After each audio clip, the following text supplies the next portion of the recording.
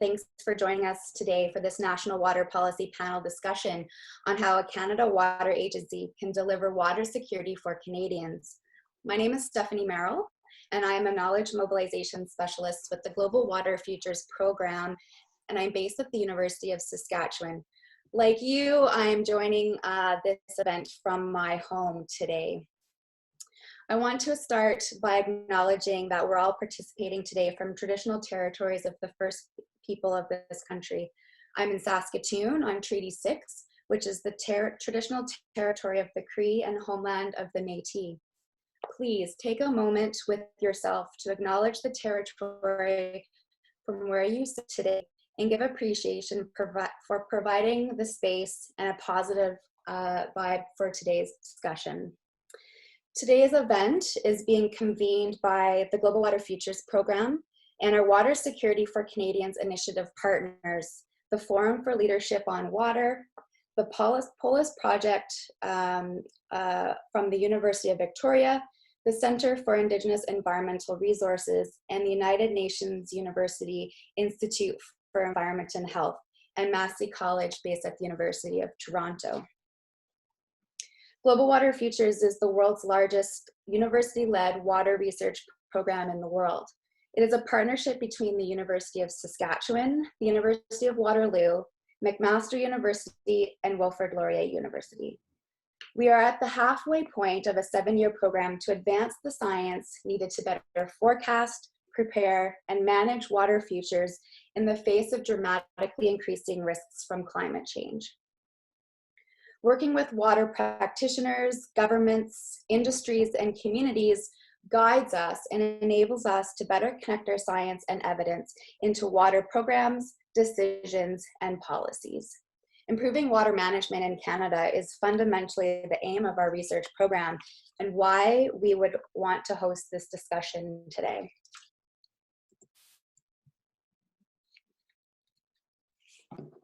Global Water Futures originally planned to host this panel conversation as part of our 3rd annual Open Science meeting, which was to be hosted at the University of Waterloo. But as you know, COVID-19 has really upended all of our plans. But with this challenge brings opportunity, and we've worked hard and quickly to retool components of this meeting as a virtual offering, and it has become truly open. We have more than 800 people registered for today's event, an overwhelming response to what is clearly an important and timely discussion in our country. A few logistics before we get going. So we'll be together for an hour and a half today. You were originally able to participate in French and English, probably just English today. The event will be recorded and we will share with you all after the event. Feel free to use the chat box to introduce yourself or generate discussion amongst the group, but we please request that you use the official question and answer function to submit your questions. Today's format will begin with a one-on-one interview style discussion between Dr. Tom Axworthy and Parliamentary Secretary Terry Duguid. Then we'll switch to a facilitated panel discussion with a lineup of water science and governance experts who will build off of what they have heard. We'll have 20 minutes of question and answer with all guests, where we will draw upon questions that you submit in the question and answer box. If there are questions that we cannot get to today, we will try to answer them post-event. And we will also provide the questions and comments generated today to Parliamentary Secretary Duguid and his staff for their consideration in assembling the Canada Water Agency. Unfortunately, we're unable to moderate questions in French today. However, we invite you to submit those in English if you can, and we will do our best to provide answers post-event. After the question and answer, Tom Axworthy will provide a summary of some moving forward thoughts, and Dr. John Pomeroy will provide a wrap-up with some ideas for next steps. So with the logistics sorted, I will introduce all of our guests today. Today's discussion is chaired by Dr. Thomas Axworthy. He has had a distinguished career in government, academia, and philanthropy, and is currently the chair of public policy at Massey College at the University of Toronto. Water policy has been a consistent theme throughout his career in both the Prime Minister's office and as Secretary General of the Interaction Council. As president of the Gordon Foundation, he promoted DataStream, a program that engages communities to collect, analyze, and house water quality data in major river basins of the country. Dr. Axworthy was invested as an officer of the Order of Canada in 2002. Thank you very much, Tom, for agreeing to take on the very important role of facilitator today. I'm very excited to introduce our special guest, Parliamentary Secretary Terry Duguid. Mr. Duguid was elected as the Member of Parliament for Winnipeg South in 2015 and was re-elected in 2019. Oops. He is currently the Parliamentary Secretary for the Minister of Climate Change, Environment and Climate Change, and in respect has been asked to oversee the establishment of the Canada Water Agency. Over his career, he has demonstrated many examples of leadership in community building and environmental protection in both public and private sectors. Thank you very much, Parliamentary Secretary, for joining us today to get this very important conversation started. Next, we have a panel of 6 experts in water science and governance. Dr. John Pomeroy holds a Canada Research Chair in Water Resources and Climate Change and is a distinguished professor at the University of Saskatchewan, from where he directs the Global Water Futures program. He is a fellow and an award winner of both the American Geophysical Union and the Royal Society of Canada. His research focuses on developing better understanding, prediction, and management of water in Canada and cold regions around the world. Merrell-Ann Phare is a lawyer, writer, and the founding executive director of the Center for Indigenous Environmental Resources, a national First Nations charitable organization. She is also a newly appointed commissioner of the International Joint Commission. Merrell-Ann has vast experience bringing nations and interests together for complex discussions. She is a recipient of Canada's Clean 50 Award. Dr. Sean Marshall is a professor in the Department of Geography at the University of Calgary. He is currently the Departmental Science Advisor for Environment and Climate Change Canada. Today, he will be sharing his perspectives as science advisor, but he is not speaking on behalf of the federal government. His research career has focused on glacier and ice sheet response to climate processes in Western and Arctic Canada, Iceland, and Greenland. Dimple Roy is the Director of Water Management at the International Institute for Sustainable Development. Her water policy research and analysis has focused in part on governance, policy instruments, and translating scientific evidence into data and public policy to meet water-related needs. Ms. Roy is currently on the Expert Advisory Council for Manitoba's Climate and Green Plan, as well as on the boards of the Red River Basin Commission and the International Red River Board of the International Joint Commission. Dr. John O'Riordan is a former Deputy Minister of the BC Ministry of Sustainable Resource Management. He was a research director with the Climate Change Adaptation Team centered at Simon Fraser University, and continues his work today on provincial water policy reform and ecological governance of watersheds as an associate fellow of the Polis Project on Ecological Governance at the University of Victoria. And finally, but not least, Sandra Cook. Sandra is the director of the Municipal Consortium of the Canadian Water Network, where she is responsible for supporting strategic advancement of the municipal water management in Canada. Ms. Cook came to the Canadian Water Network after 17 years as a watershed manager with the Grand River Conservation Authority. Here, she implemented the Watershed Management Plan and led the authority's water quality program. Sandra has extensive experience in multi-sectoral collaborations, particularly in the agricultural and municipal sectors. I want to thank you all for joining us. It's very clear from your collective experiences that we have an outstanding resource of expertise in Canadian and international water management to draw on today. So with those introductions, I would like to invite Dr. Tom Axworthy to introduce our discussion and get the conversation going. Good. Well, thank you, Stephanie. And bonjour à tout le monde et bienvenue à notre colloque sur les hauts et les environnements. Welcome to everyone who has joined this webinar. And let me just begin by explaining the rationale and what is behind the hard work of Global Water Futures in pulling together this panel. So we have both an expert audience, experts on our panel, and I'm sure in our audience, we also, though with 800 people registering, there'll be many not as familiar with the details of water management and water issues. So I'm just going to, as we explain the rationale for today, just outline some basic dimensions, which will be known to many of you, but perhaps not all. So the first and basic point, our starting point, is that water is the staff of life, and we Canadians consume enormous amounts of it. Water is central to everything that we do and cherish.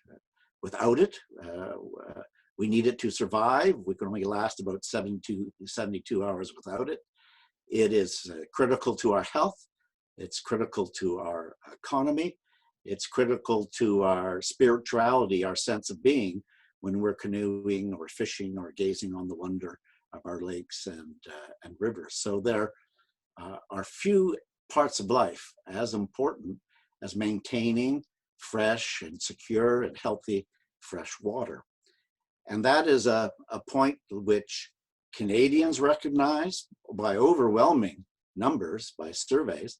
They believe that water is the most important resource in Canada by far. And with that recognition, however, one of the anomalies is that we also are enduring a whole series of water issues connected with quantity and quality.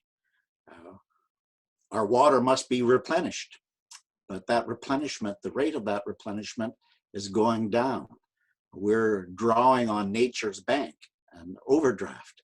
We are taking more out of it than is being replenished because of climate change, the lack of snow, the melting of our glaciers.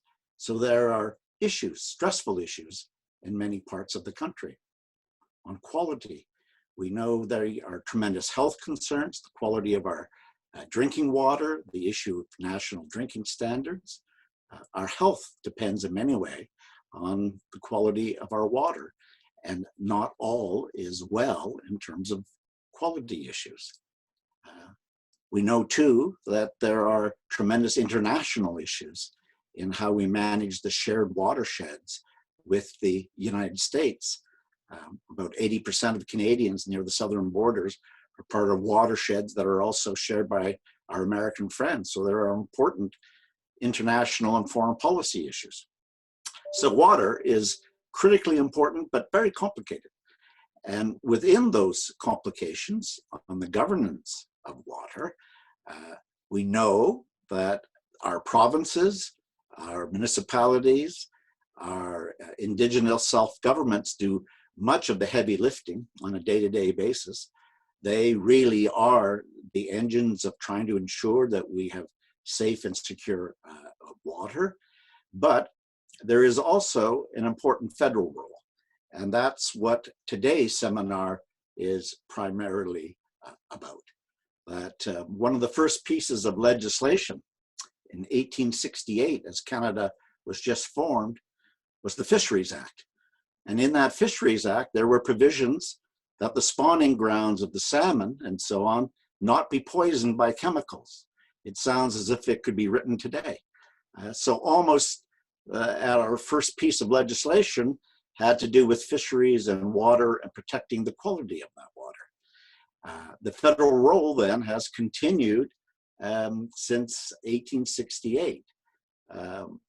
It was mentioned in the introduction that I had some connection with the government of Pierre Trudeau.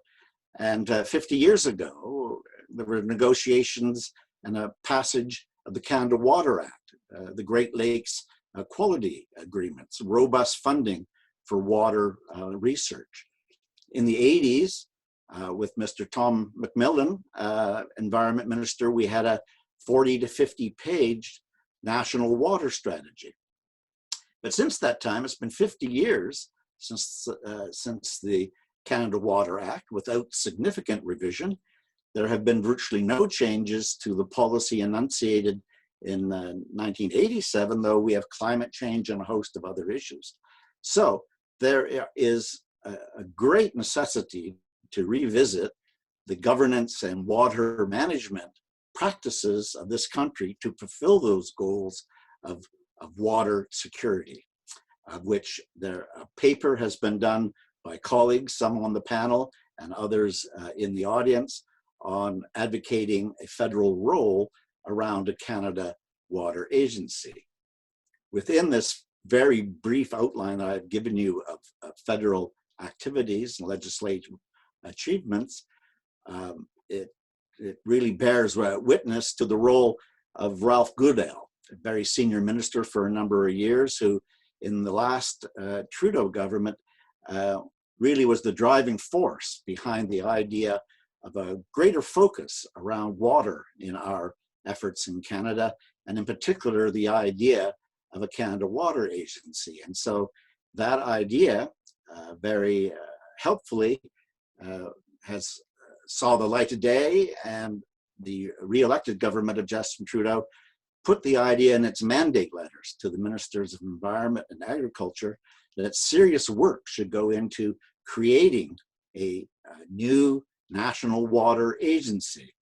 And so this seminar is largely about, while not ignoring at all the role of the provinces and municipalities and Indigenous nations, we have panelists who are very expert in all of those. The centerpiece is that there is an important new federal initiative in the offing to think through a national agency. And that's what we'll be talking about. Why is that necessary, according to some? What are the issues and what are the prospects? And so with that as our central focus on the why and the issues connected with a new national water agency and how it will relate to the other government structures across the country, and how they in turn then will work on the water problems, some of which I've just enunciated, I turned out to Terry Duguid, who we are delighted to be with us. And Terry, you really carry the responsibility for this water agency file. And I'd like to begin, as was mentioned in the introduction, as well as being Parliamentary Secretary at the Minister of Environment and a Member of Parliament, distinguished Member of Parliament yourself from Winnipeg, that you've also had a long history in working on the environment. You were head of the Manitoba Clean Environment Commission. So you've been an activist and you have been part of an NGO. You're now part of a politician.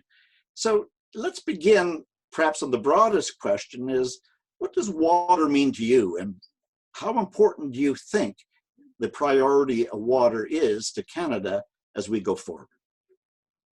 Well, thanks, Tom, for the question. Thanks for setting the stage so eloquently, as you often do. And let me just say it's great to be with all of your guests from coast to coast to coast. I think we're 612 and rising, truly amazing.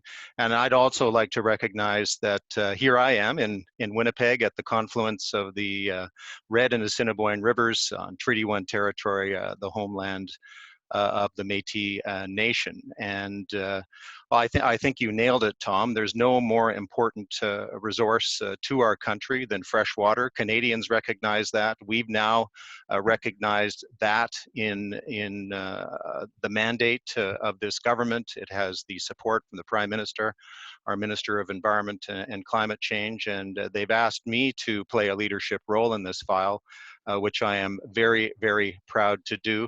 I also, while I have the chance, I want to thank Global Water Futures and all of their partners for bringing us together today for this very important discussion on the future of water, the important federal role. And I know that you plan with Massey College, with the Gordon Foundation, a series of these webinars, panel sessions across the country, where we, as a federal government, are going to get some very, very profound insights into where we need to go as a country. Good. Well, thank you, Terry. And with us both agreeing on the centrality of water through our history and for our present and our future, it's also fair to say, I think, that many of the people on the panel, many in our audience, for probably a long time, have worked on reports and made recommendations, and there has been a huge number of issues raised. But it's fair to say that there's quite a bit of frustration that so little action has occurred, not just with your government, but with the past administrations. With water being so important, why has it been so difficult to make progress? What are the institutional obstacles to getting a robust water strategy for Canada? Why hasn't it happened already? So first, let me say that in our last mandate, we were active on the freshwater file. I know that I had a particular interest and responsibility for Lake Winnipeg, $27 million over 5 years. The Great Lakes got a lot of attention, but I think we all realize that because of climate change, because of the pressures on our fresh water, we need to up our game. You mentioned the Honorable Ralph Goodale, who was very much behind the platform commitment to better manage and protect our freshwater resources, to create a Canada Water Agency. But I would say that this gets support and commitment from the top, from the Prime Minister. As you know, he issued mandate letters to all of his ministers. This is front and center in the Minister of Environment and Climate Change, Jonathan Wilkinson's mandate letter. So we are very serious about this commitment. It is a mandate commitment, so we will be held accountable by Canadians for this commitment. But I think you know, Tom, having been in the business and again working at senior levels of government, that water governance, water management, water cooperation is not easy. All levels, all orders of government have a responsibility: federal, provincial, territorial, Indigenous governments, municipal governments. That's one set of issues and complications. But as many people on the call today will know, that water is spread out over 20 departments and agencies within the federal government. So we have some internal cohesion and fragmentation issues, which we're very aware of, and we intend to fix. And I think the imperative and the urgency has really been brought home by the kinds of climate impacts that we've been having. And seeing, experiencing right here in our own communities. There's some Manitoba panelists that I'm looking at right now, and they'll back me up on this, that we had not one, but two 1 in 300 year climate events in the form of major floods, an impact of $1 billion each to our local economy, thousands of refugees that had to be brought to the city of Winnipeg and away from their homes, most of them First Nations. We had the driest spring on record in my home province, your former home province, and we had the wettest September and October. So what scientists have been telling us for years is, we're seeing now, and the bills are coming home to roost. $28 billion between 2000 and 2017 in water-related impacts to our economy. This is a figure from Global Water Futures, and the urgency is really there, not just in Manitoba, but across the country. The Great Lakes, of course, are suffering from algae blooms, fluctuating water levels. The challenge is before us, and the challenge is now to act. in this very climate unstable world, or we will continue to impact our economy and the lives of Canadians very negatively. Well, that's reassuring. Let me just ask one last question, and then we'll turn to our panelists. So, what we're now in May, and this is an NGO-led effort to try to get discussion and consultation around the structure and mission of the agency. What do you see, Terry? Do you know now? Though I recognize it's early days. What are the next steps? What needs to happen in order for the agency to be brought together? How does that relate not only internally to the elements that you raised, 20-odd agencies and departments, mapping spread among 3 or 4 of them, and so on. So quite a job in terms of reorganization, but also in addition, there are the Parliamentary Committee has a great interest on the future of water, on the broad policy, not necessarily the agency.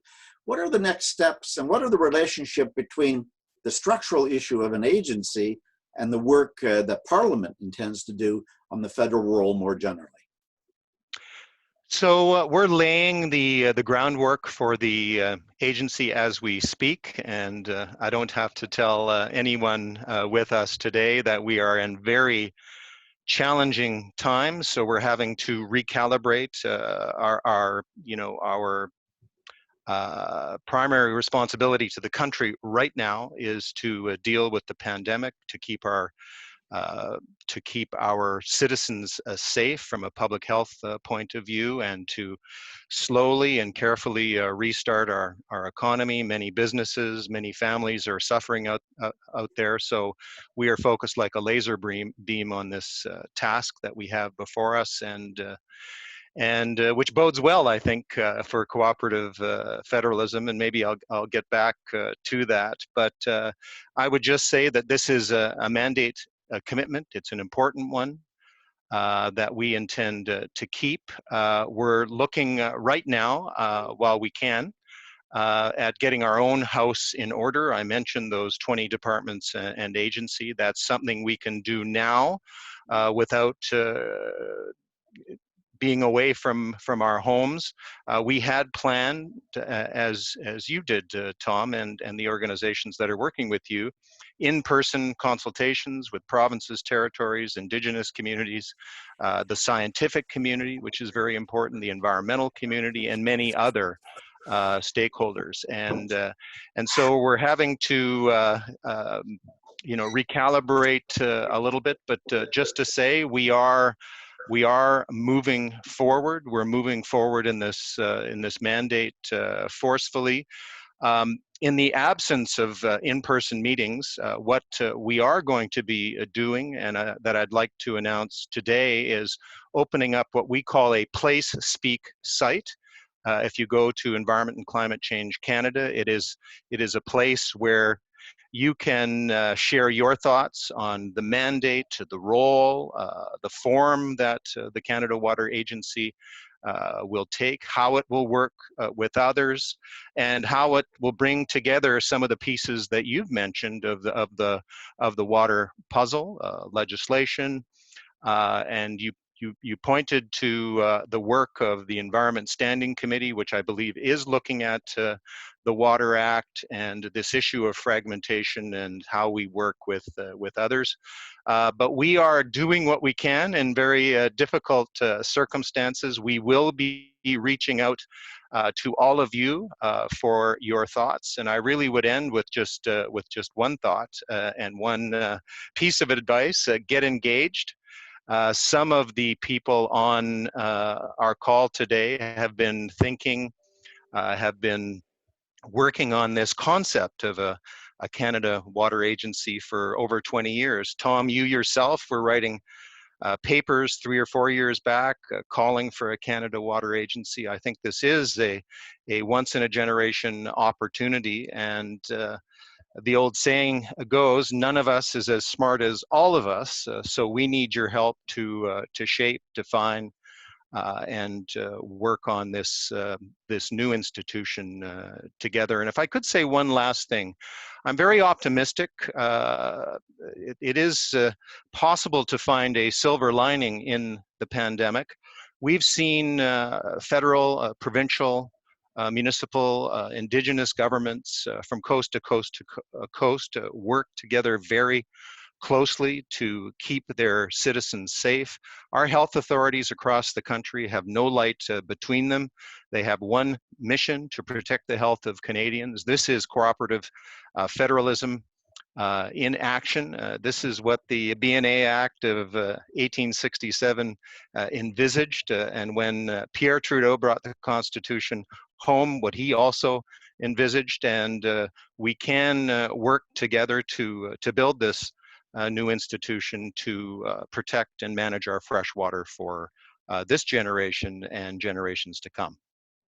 Good, excellent. Well, let's now take those hopes and turn now to our expert panel and get their thoughts both on their subject areas, but also how it relates to the proposed new national agency.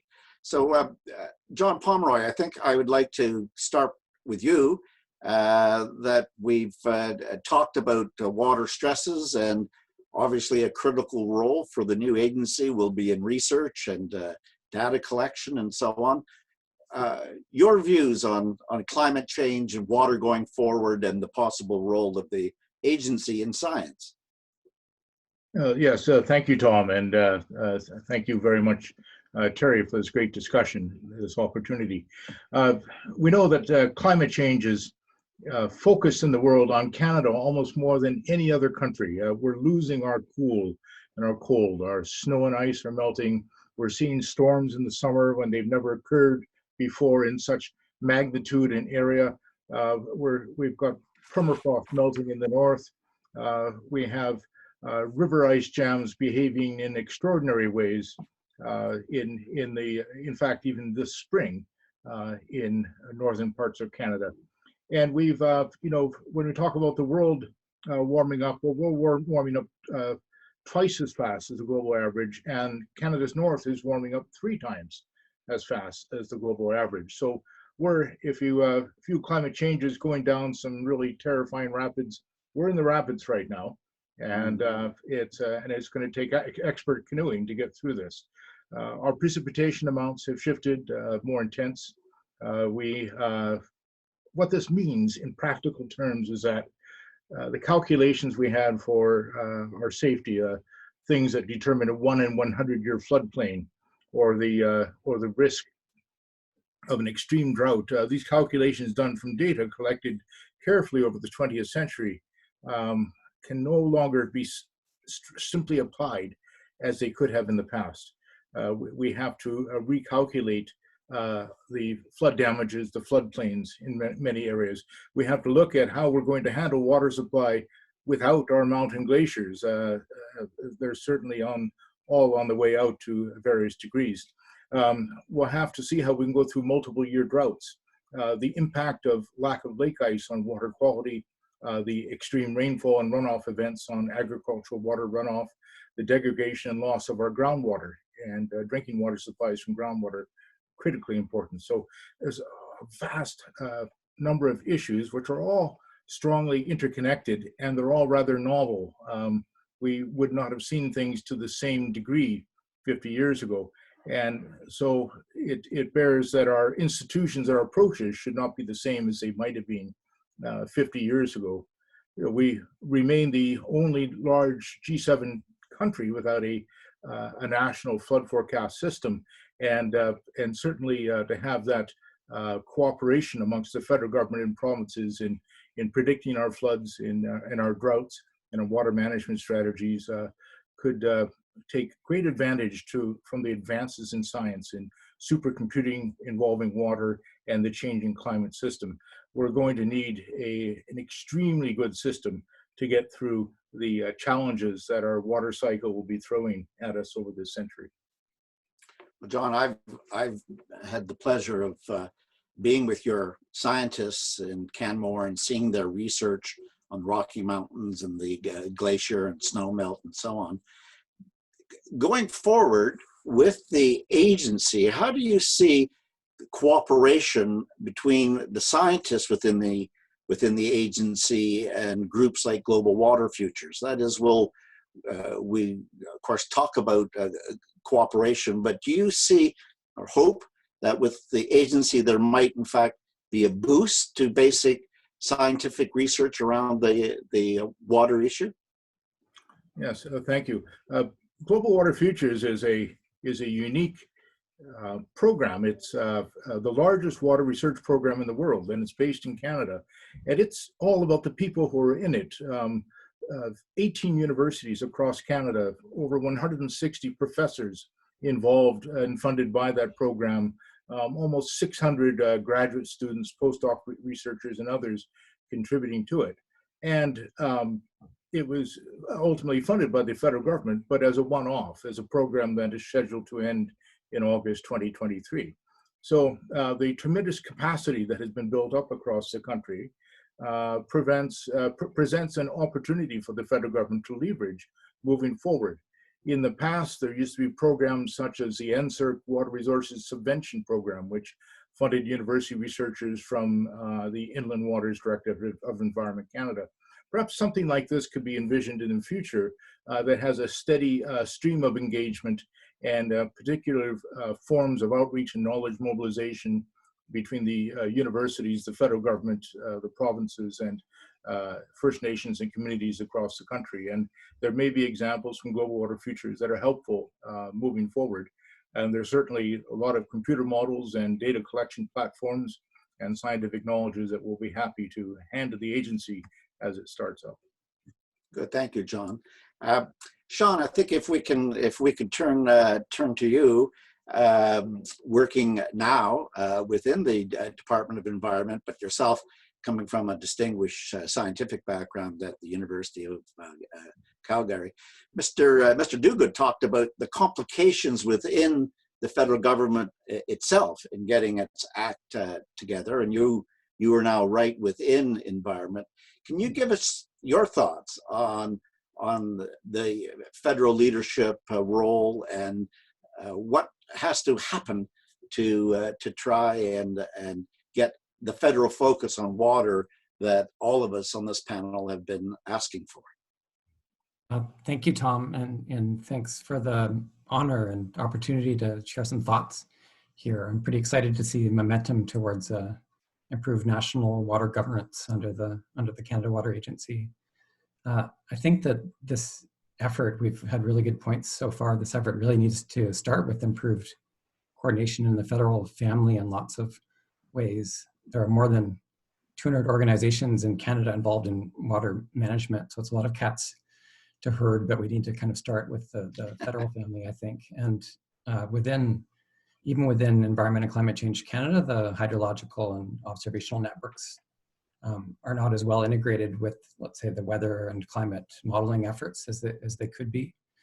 Each of these on its own is internationally outstanding, but there's lots of room to sort of improve how this internal synergies and how this works internally. And we need lots of other things where I think there's a real clear role for some federal leadership. And I think this is only possible federally to provide this sort of national coordination on things like national standards for drinking water and what is measured, how it's reported on open accessible data, platforms to share the data and make this publicly available.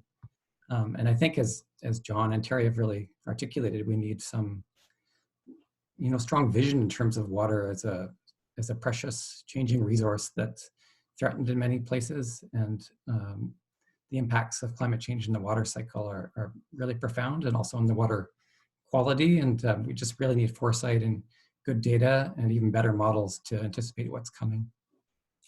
Sean, could you just outline, you've just mentioned in your last statement, and John referenced it too, but climate change and water quality issues and the fact of national standards for drinking water, which in Canada are voluntary and depend on our provinces and municipalities to implement. Going forward in the future, we've had water issues in the past. you believe that these will be accentuated with the challenges that climate change is now producing on quantity and quality of water? Yeah, and John touched on this, and also Terry. We're seeing really unprecedented events in some occasions. I guess the Calgary floods of 2013 come to mind, but every year there's something like this coming up, and even things like the wildfires and how that's affecting the water chemistry. We're inventing new pesticides every year. There's just a really big need to better understand and see where things are going. And it's not like we're reaching some new equilibrium. This is kind of a changing system that's very dynamic as climate continues to change. So we need to be pretty nimble and reactive and adaptive in our water governance strategies. I think there's some things that are with our somewhat siloed sort of water system across 20 departments, as Terry mentioned. There's some things that might even fall between the cracks a little bit. So it'd be good to really assess and analyze those. So for instance, water quality is largely within Health Canada, the drinking water standards, whereas Environment and Climate Change Canada has a focus and mandate on aquatic ecology and ecosystem health and water quality in those respects. But there's a whole space in between that with cumulative impacts and effects. It's really a continuum of aquatic water, environmental toxicology and health and human health. And there's a real need to make sure that this is covered and not between the cracks. Thank you, Sean.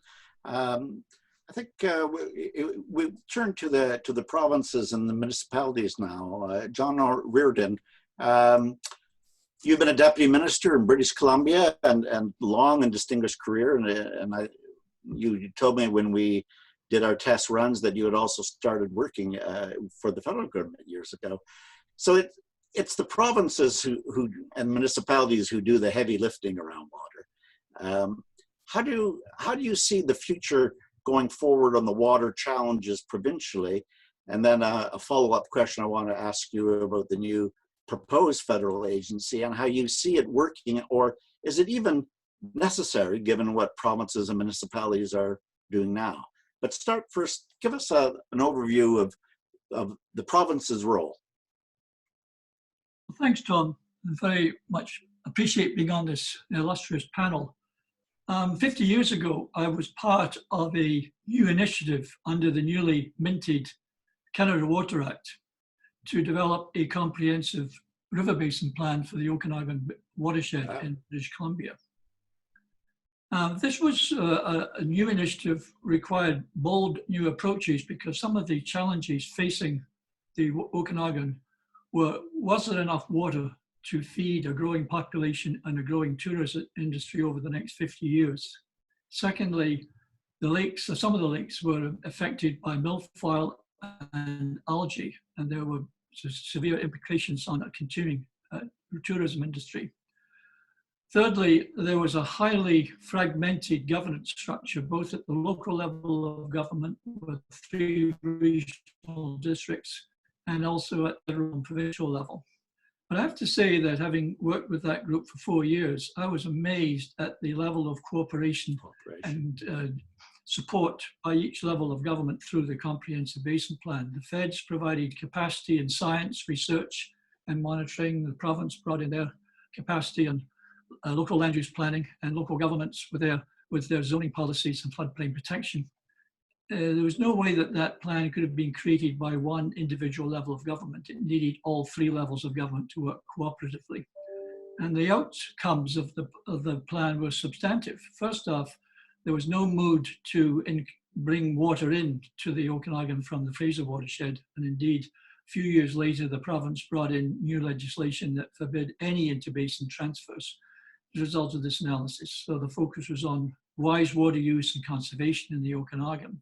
Secondly, the milfoil and algae were cleaned up because of changes in land use and controls on water quality deterrence.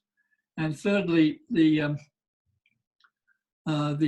Okanagan Basin Water Board was created as a local government unity to bring the 3 levels of local government into one overall basin board, and that board is still in place today. So I feel that 50 years later, we need another bold initiative to deal with the current crisis of water management, and been excellently portrayed by John Pomeroy and company in terms of climate change. But as the climate changes, we need to put our emphasis on adaptive management. There's no way we can forecast accurately how the hydrology and climate is going to change basin to basin across this country decade by decade. So just as we're re-entering the economy post-COVID in stages, so we have a stage 1 and a stage 2, and every time you do a stage 1, we monitor what is the impact of COVID epidemic on the population, and if we have to make adjustments, we make adjustments before we go to stage 2. So the same thing with adaptive water management. We're going to try to do something in terms of low flows for environmental purposes, or meeting Indigenous needs through our commitment to UNDRIP and reconciliation. And we have to try some measures out and then monitor. And then based on monitoring, we can make adjustments so that they meet the needs of all our communities as we move forward. So I think the Canada Water Agency is critically important for providing a science-based and universal monitoring capacity across the nation to deal with this adaptive management regime. I think the Canada Water Agency is now fit for purpose. Excellent. And adaptive management, with your experience with the provinces and in British Columbia, that's easy to say, hard to do, is it not? In terms of people are used to looking at a problem one way, and there are a multitude of interests that have to be brought into the picture.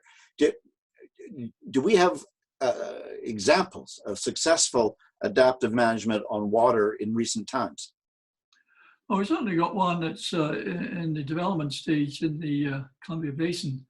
As you know, there was a number of reservoirs built in Canada to control water flow across the border in the Columbia to give increased energy and fisheries interest across the whole Columbia. One of the most controversial storage changes was in the Outer Lakes, where huge drawdowns have been a big impact on riparian use and community development, forestry, agriculture, and fisheries. So part of the adaptive management regime being proposed under the new renegotiated Columbia Agreement is to change the current regime of the Outer Lakes so it's narrower and more fits the natural flow that occurred on the Outer Lakes before the Columbia Treaty was proclaimed.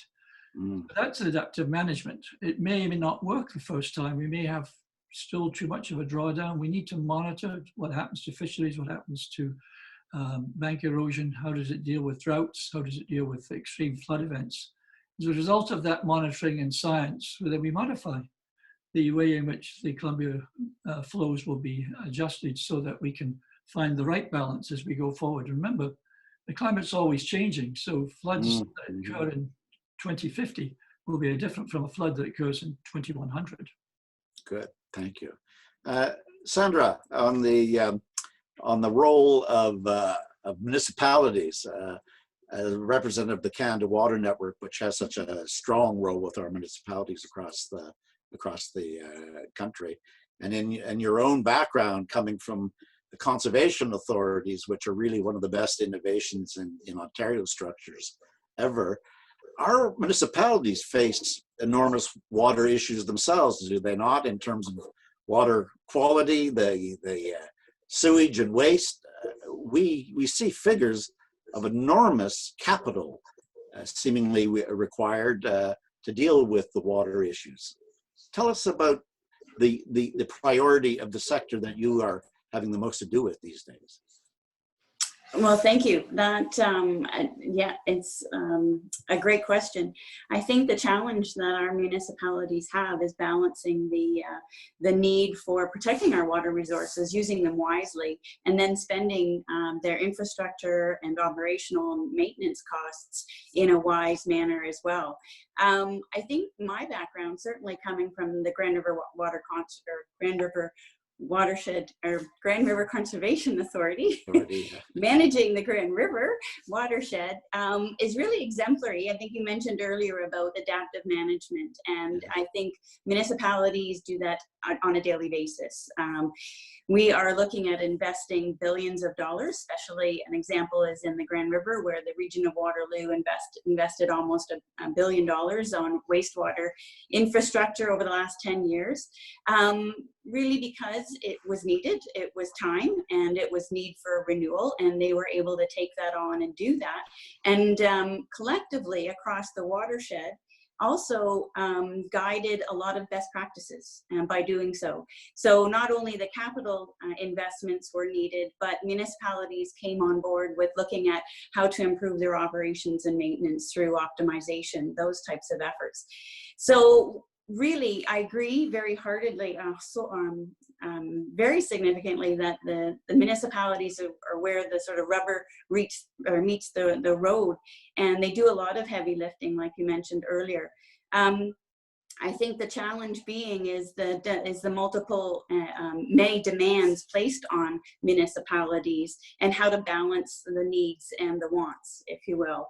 And I think the biggest, at least from my insights, the biggest benefit, and I'm going to go back to some of the original questions that were posed, is the need to collaborate. No one municipality can do everything, and in order to be responsive, for example, in a quick way, a great example is bringing together people to share insights and best approaches to dealing with the pandemic, which we have done over the last 7 weeks with our municipalities in our network, in which it really allows for adaptive management quick. Allows for reacting to the pandemic, getting best practices in place, and then moving on from there. So what I'm trying to underscore here is the need to underscore the importance of collaboration. And further to that is the need to support that role of collaboration. It's not just a matter of putting 4 governments in a room and they'll sort it out. There really needs a framing around the collaboration in order to achieve common goals and a set of guiding principles, if you will.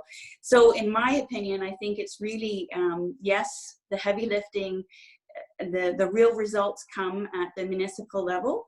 And I've certainly gained that in my insight over the last 17 years working for the Grand River Conservation Authority. And Conservation Authority, similar to the Okanagan Basin, certainly managing water on a watershed basis. And really by definition, a Conservation Authority in Ontario is a partnership of municipalities. And why? Because we're managing water on that geographical divide, if you will. And so many, I think, aspects of working at the municipal level and at a regional level really puts forward strong evidence to underscore the need for collaboration. And collaboration amongst all 4 governments is absolutely needed. How to do that? I'm not convinced personally that it might be a Canada Water Agency in and of itself. Canada has a huge diversity of water issues, challenges, sources. It does need connection, but what I would assert would be more of a systems leadership approach, in which leadership can come from any direction. It can be from top down, bottom up, middle through. And I think we should be mindful that it can come in at any level. So good. Thank you, Sandra.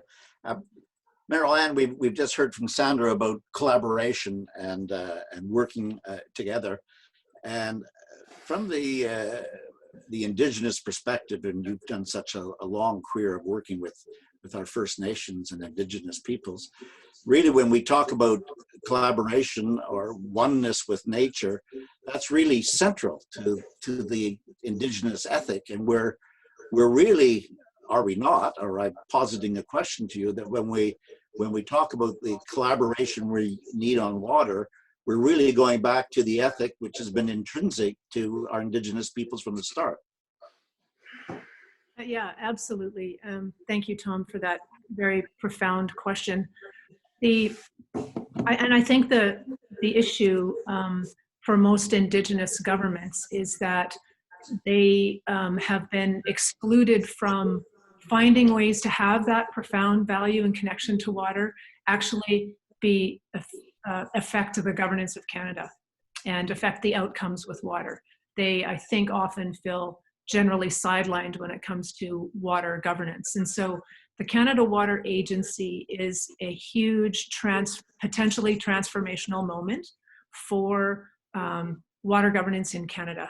It's not only to deal with the very significant water challenges you heard John and the other panelists talk about, always terrified after I listen to John speak, but also the commitments we've made to Indigenous people. And I just want to be really clear with you about some of those commitments. I mean, the treaties, of course, still require implementation, but if you just look at the most recent commitments related to the UNDRIP, which John O'Riordan mentioned, which calls for achieving Indigenous consent regarding institutions and laws that might impact them. If you look at the Truth and Reconciliation calls to action, which Canada agreed, adopted them all, including calls to action 45 to 49, which talk about reforming the laws and institutions of Canada to remove the influence of European sovereignty over Indigenous peoples, their lands, which includes water. If you just look at those two things, the creation of a water agency is a critical moment to address those pieces. As well, I think that you have to look, if you look at the potential pieces that an agency could actually do, we could be integrating Indigenous worldviews into the foundation of what the agency is about. We could be doing joint programming. We could be integrating Western science and traditional knowledge in partnerships. That's just the beginning. I think the other thing, though, that most of the Indigenous governments I know are interested in is the Canada Water Act, the context around which the agency operates. As you said, it's 50 years old, hasn't been significantly amended for at least 20 years. And the world's very different now. We need a law that can actually meet the water climate challenges of the next 50 years, that gives legal permanence to the Canada Water Agency, but also provides the tools to help resolve outstanding water issues like First Nation, the source water for First Nation drinking water, and the implementation of Indigenous water rights and responsibilities. I just want to ask you to imagine just for a bit, what if we could update the law to allow for co-governance of water?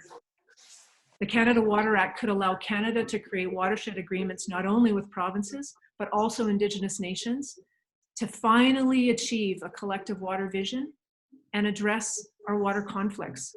We already have something like that. It's not brand new to do that. Our newest Impact Assessment Act at the federal level allows for Indigenous governments to lead regional impact assessments. We could do the same thing on watershed plans and agreements, for example. So this is an opportunity to actually implement, as Mr. Duguid talked about, the cooperative federalism, but doing it with Indigenous governments at the table, which was the original vision of Canada. And it's possible through a reformed Water Act and a water agency if we do it together through a co-drafting mechanism, which would be Indigenous nations working with Canada, the government, to draft the bill, and then it would be presented into the House and follow the regular process. It's been done before in Canada. Very successful way of finding a common vision around law and institutional development. And it is actually, I think, the way we achieve reconciliation. Reconciliation is about doing things differently and through new processes and doing them together. So thank you. You make the very, very important point that not only the Indigenous perspective on the ethic of a new Canada Water Agency, but we're starting anew to build something new, and therefore it should be built in a new way. And that's bringing the Indigenous peoples in on the ground floor in a critical way, not being brought to the party later. Now, at the same time about the new institution, last but far from least, Dimple, we've got very difficult to come in at the end of such a distinguished panel with so many points, but from your perspective, and not to forget, There is both the international dimension of Canada's water policy with the International Joint Commission, and Merrell-Ann, who we've just spoken to, is one of those commissioners. The role of water and our relations with the United States in sharing that resource. Relations with the United States are a very tricky issue these days. Does that also include water? Thanks, Tom. Absolutely. I think I'll take a step back and talk about something that we need to critically look at in the context of this new Canada Water Agency. And from our perspective, working on water for a long time, we would like to highlight the role of data, information, because this then becomes a means for many of the points that my colleagues have brought up, the science, the evidence that we need for good water management, the collaboration, the engagement. Data is what brings Canada together with our global partners, with our US neighbors, many others. Data scarcity is one of the most critical issues we have in understanding where the biggest water issues lie, where we can target our efforts to manage them. And there are, in fact, a lot of really good initiatives here in Canada that can be leveraged in this exercise. So, Tom, you know of the Data Stream Initiative, the Gordon Foundation's excellent efforts at creating accessible platforms for water quality data across the Mackenzie, Lake Winnipeg basins, across Atlantic regions of Canada. This is a model. We have citizen science efforts that augment government data collection on things like water quality, flow, climate change. We have the Lake Winnipeg Foundation doing excellent work telling us where hotspots are, where we can do most of our management and have impact. And at the IIST Experimental Lakes area, we have 50+ years of data that allow us to be able to say that our lakes are getting darker, our fish are getting smaller. We can then extrapolate this information to food security implications for communities that are reliant on fish stocks. So there are some really interesting initiatives that can be replicated, scaled up, and the role of the federal government really is in establishing some of the processes, some of the protocols that allow for these initiatives. The other point I do want to make is on technology. And by technology, I don't mean just new stuff, not just innovative new technology, but stuff that's been out there for a long time. We at ELA, again, at IST and at the Experimental Lakes area, we're trying out apps, we're trying sensors that can give us more information. We're using new technology as well. We're looking at artificial intelligence, for example, to mine our long-term data sets. For example, to use traffic cameras to identify boat trailers and then inform the placement of zebra mussel cleaning stations. Practical guidance can be provided based on data and information that's already out there. And this acts as a really interesting way of engaging unusual suspects. It can't be, in this new world, it can't just be us water people talking to each other to solve water issues. It needs to bring in the tech communities, the finance communities, the industries that are so reliant on water. And finally, to get back to your point on transboundary basins, we have, of course, an essential role, and we have some good models. The Columbia Basin, the Red River Basin Commission is doing excellent work. The IJC is an international model. But again, bringing it down to the practical, I think the federal government in today's complicated world can establish some of those international interjurisdictional data protocols, set up systems by which our information can make sense across boundaries, set up metrics so that we can establish those goalposts that allow us to move together, to collaborate with our neighbors, and provide that guidance to other jurisdictions, because water, really, we may have slightly different issues here in Canada than transboundary basins in Africa or Asia. But the issue of metrics and the need for good data and information on our shared waters is a universal need. I'll leave it at that. Thank you. And thanks to the panel in general for a tour de raison on a whole host of issues. We as you'll not be surprised with over 800 people registering for the seminar, we have a host of questions. So I'm going to turn it now to Stephanie Merrill, who's been receiving those questions, to begin sending them out to the various panelists and guests to see what our audience has thought about the points that are made or issues that they want to raise. Stephanie, over to you to adjudicate the question process. Thanks so much. That's a big responsibility. We've had lots of That's why I questions. delegated it to you. That's what I'm saying. So we've had lots of questions come in. I'm going to group a few of them together. There's some themes. The first question is a bit around some process questions directed towards Terry Duguid. So first of all, some participants are wondering how the federal government plans to engage Indigenous peoples in the process of developing a Canada Water Agency. There's a question about the budget associated with developing the Canada Water Agency, and also a question about how scientists, specifically within the public service, how they can support and play a role in the development of a Canada Water Agency. So again, I'm on, yes. So I'll take each of those questions in turn. How do we plan to involve Indigenous peoples? And I think Merrell-Ann said it very, very well, that Indigenous peoples, Inuit, First Nations, Métis, have not been at the table when we are making water decisions. Referring back to my home province, we're still paying out the Manitoba flood agreement because of hydro developments in our north, which were developed without either consultation or the involvement of First Nations. So we plan to sit down with Indigenous community representatives. We have, of course, the AFN, and we have provincial Indigenous organizations from coast to coast to coast, who we will be consulting not only on what the mandate, the role of the agency will be, but also on the process. The budget, you probably know we didn't have a 2020 budget.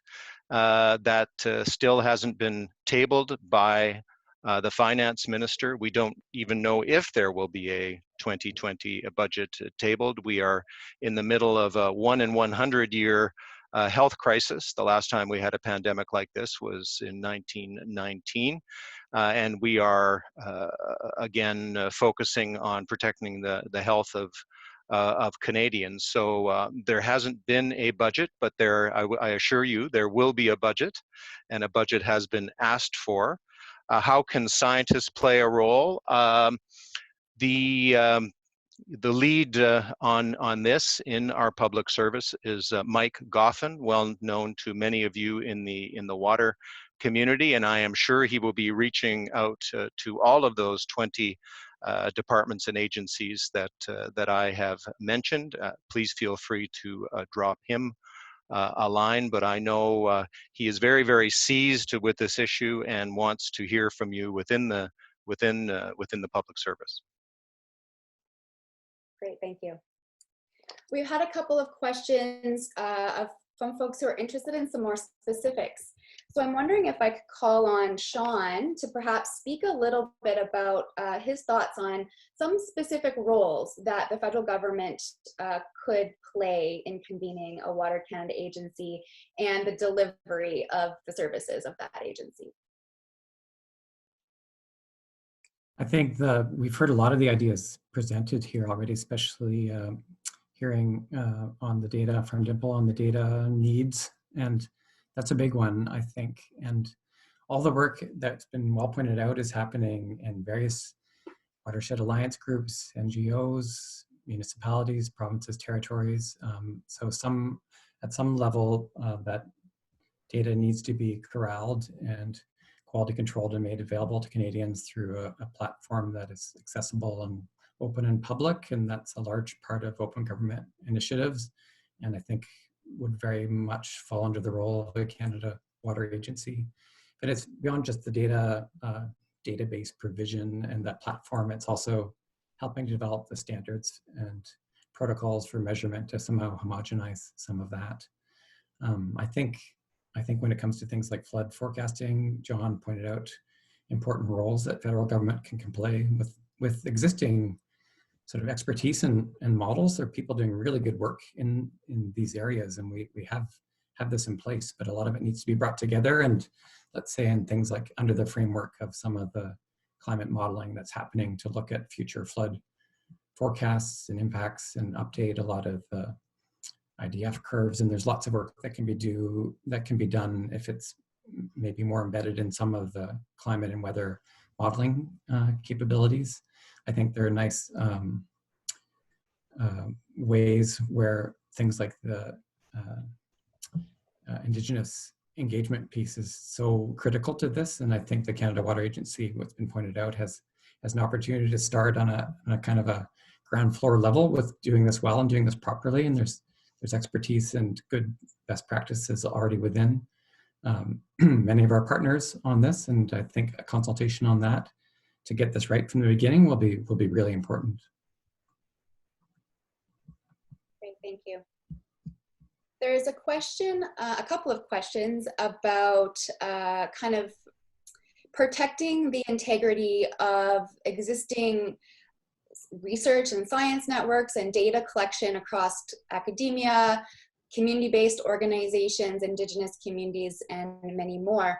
John touched a little bit on kind of post-global water futures. I wonder if you, John, would like to talk a little bit more about how you envision that work to continue under the auspices of a Canada Water Agency, and maybe Dimple, you could also chime in on how specifically community-based monitoring and other networks outside of academia could also continue to be supported and leveraged.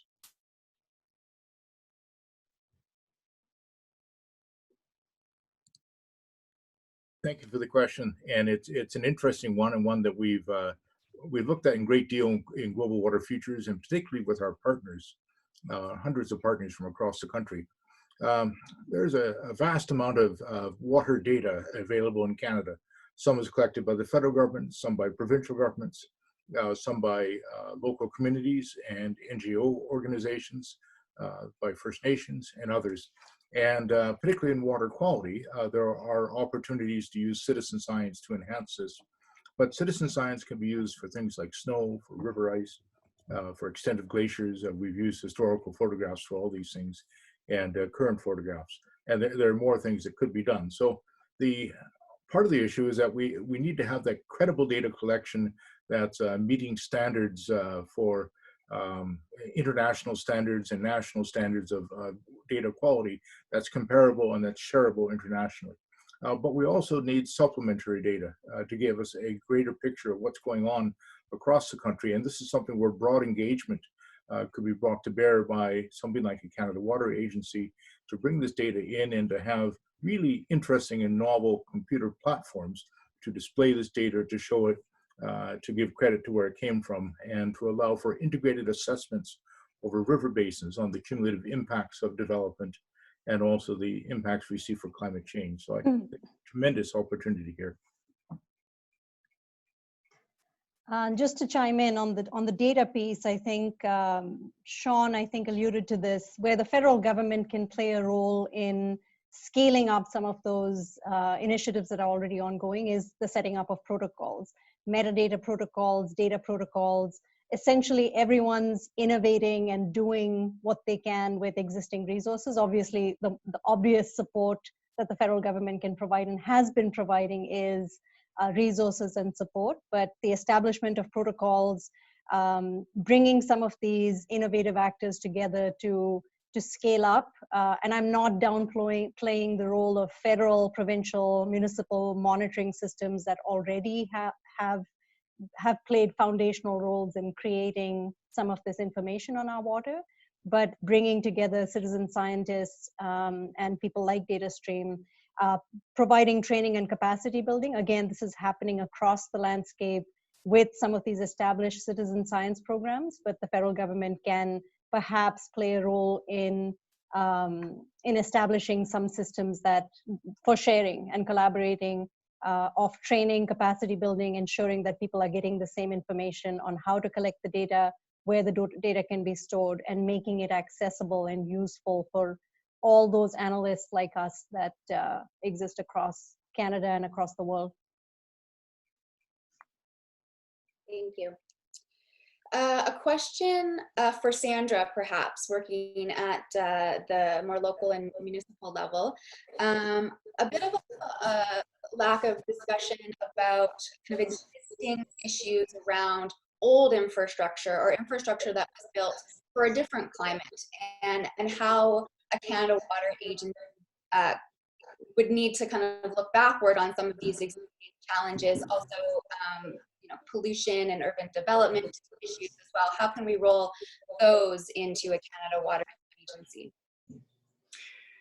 That's a great question. I think when we look forward in a changing climate, I think what we've learned so far is that we can't look backwards.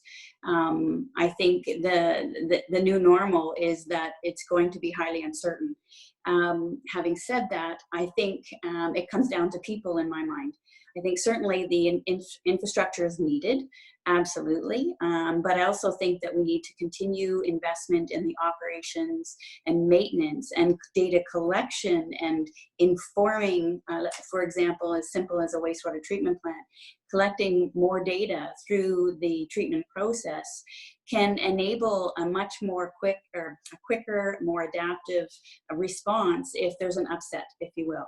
And so we found, certainly with working on the Grand River, that with improved maintenance and operation and more data that informs the decision makings that need to be made in operating some of our infrastructure, I think it really enabled the infrastructure itself and how it's being used to be more resilient.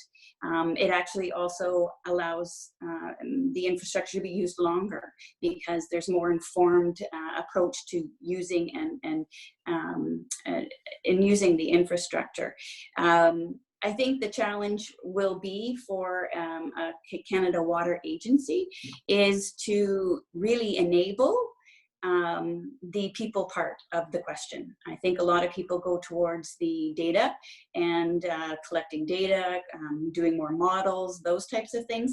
But really, my experience has given insight into, it comes down to people, working with people and enabling the ability to make better decisions, making better or quicker decisions, let's say in a crisis situation, and really backstopping the idea that in collaborative water management, we really need to look at investing in the people side of things.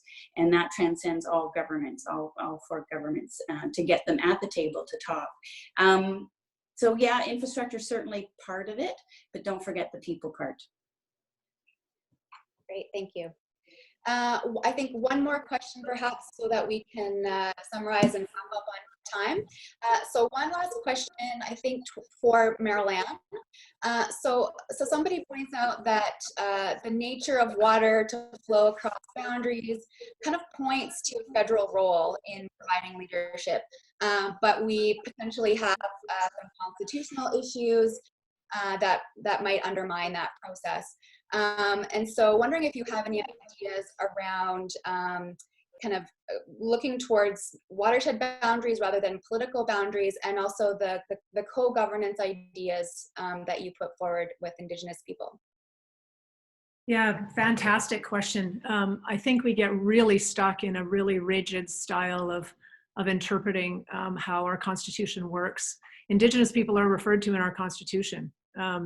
They have rights that allow them that have jurisdictions that recognize their existing jurisdictions that mean they can have seats at the table. And when you think of Indigenous drinking water issues, for example, there's a source water component. Sometimes that's on reserve, which is federal land. Underlying title is federal land. Sometimes it's off reserve as the source water. That's provincial land and traditional territories. the management of water as it moves across borders, there's never been a more relevant situation for a collaborative governance table than managing water and having Indigenous people there.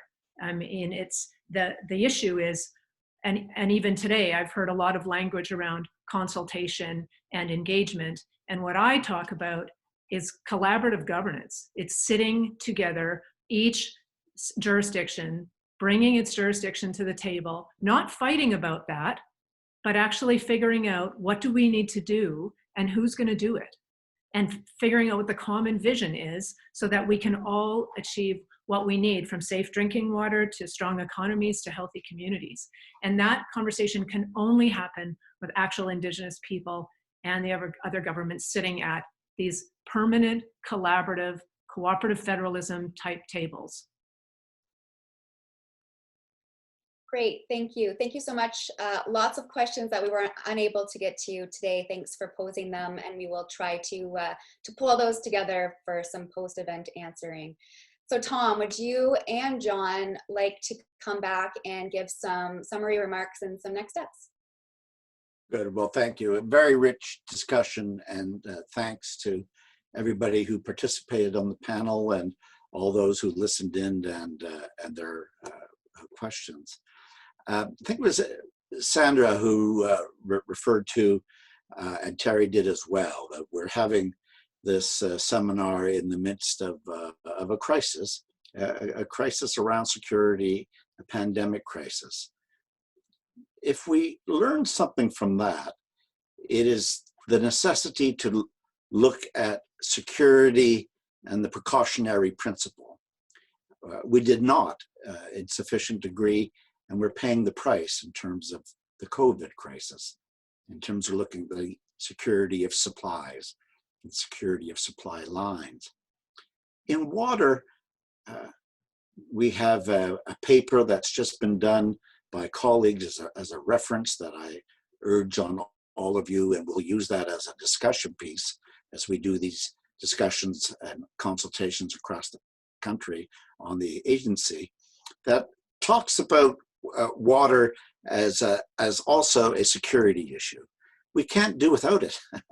Our lives depend on it. But have we paid sufficient attention to what is necessary to preserve that security?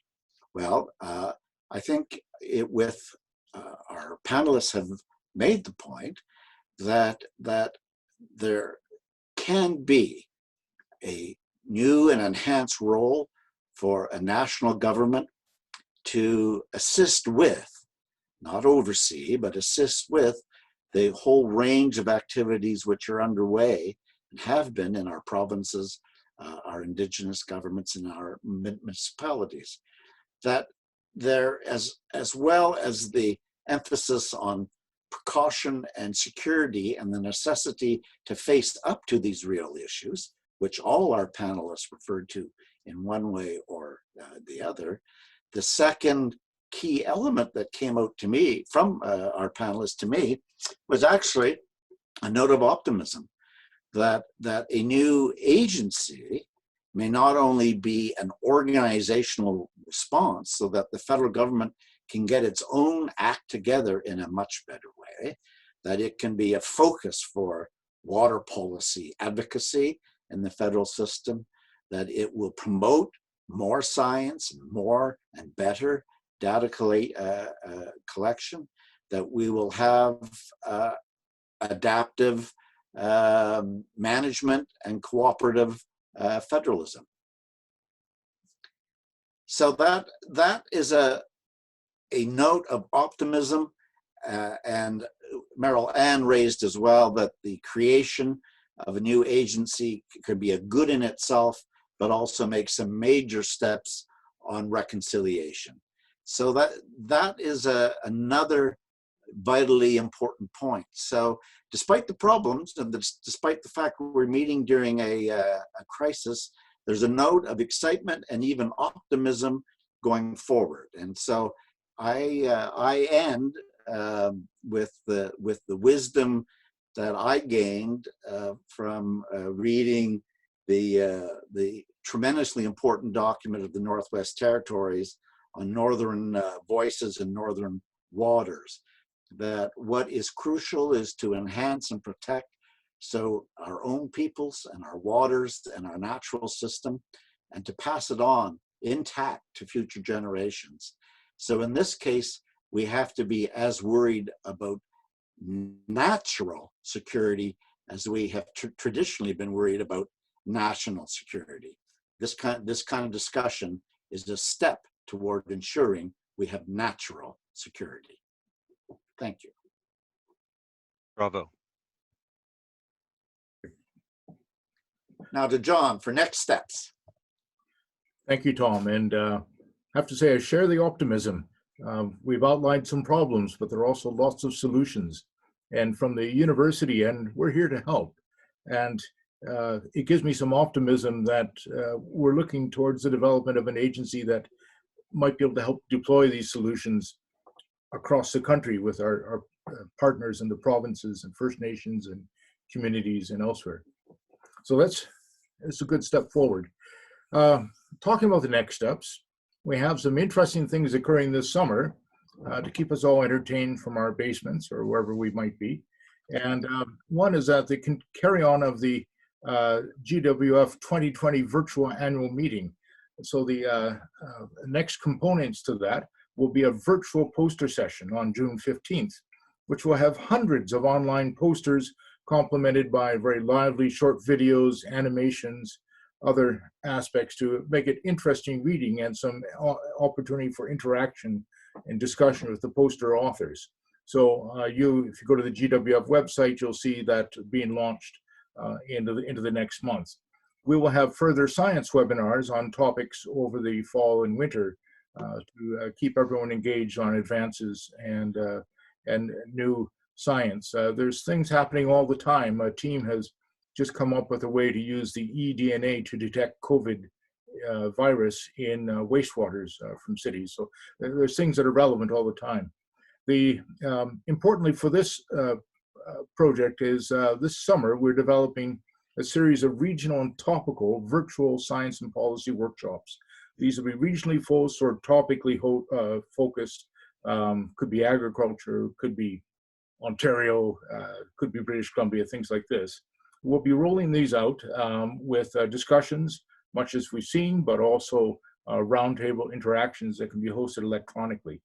And so good idea to take a look at the Global Water Futures website, globalwaterfutures.ca.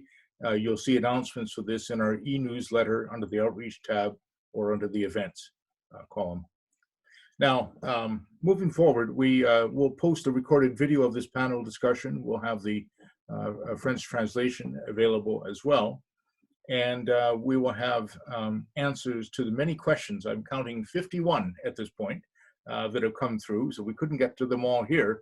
And there's some good ones in there that deserve proper and thoughtful answers, and we will endeavor to do that and make those available to you.